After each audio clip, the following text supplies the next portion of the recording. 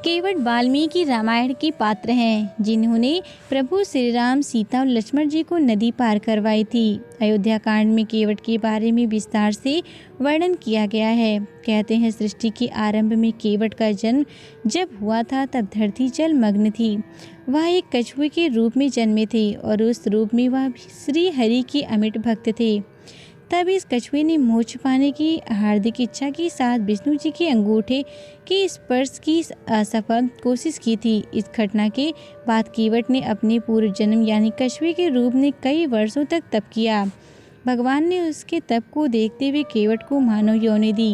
तब वह केवट के रूप में जन्मा जिन्होंने प्रभु श्री राम, सीता और लक्ष्मण को नदी पार करवाई थी। केवट और प्रभु श्री राम का प्रसंग निषाद राज केवट रामायण का एक पात्र है जिसने प्रभु श्री राम को वनवास के दौरान माता सीता और लक्ष्मण के साथ अपनी नाव में बिठाकर गंगा पार करवाया था।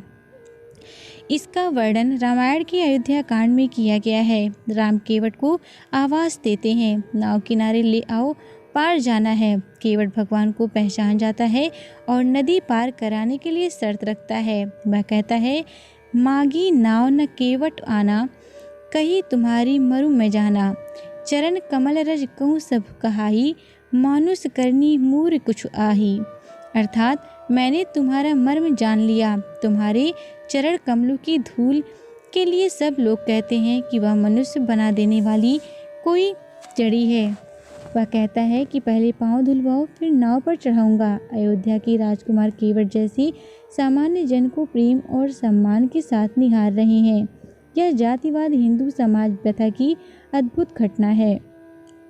इससे भी अद्भुत बात तो यह है कि हर पल हर क्षण साथ में रहने वाले भैया लक्ष्मण और प्रभु श्री राम की जीवन संगिनी माता सीता जिसे नहीं पहचान पाए हैं, उसे यह साधारण सा नीच जात वाला केवट देखते ही पहचान जाता है कि यह तीनों लोगों की स्वामी है और प्रभु की चरण वंदना के लिए छटपटाने लगते हैं। इस घटना से यह बात तो स्पष्ट हो जाती है कि प्रभु की कृपा किसी जात पात या योग्यता की मोहताज नहीं है। वह प्राणी को समान महत्व देते हैं। केवट चाहता है कि वह अयोध्या के राजकुमार को छुए, उनका सानिध्य प्राप्त करे, उनके साथ नाव में बैठकर अपना खोया हुआ सामाजिक अधिकार प्राप्त करे, अपने संपूर्ण जीवन की मजूरी का फल पा जाए।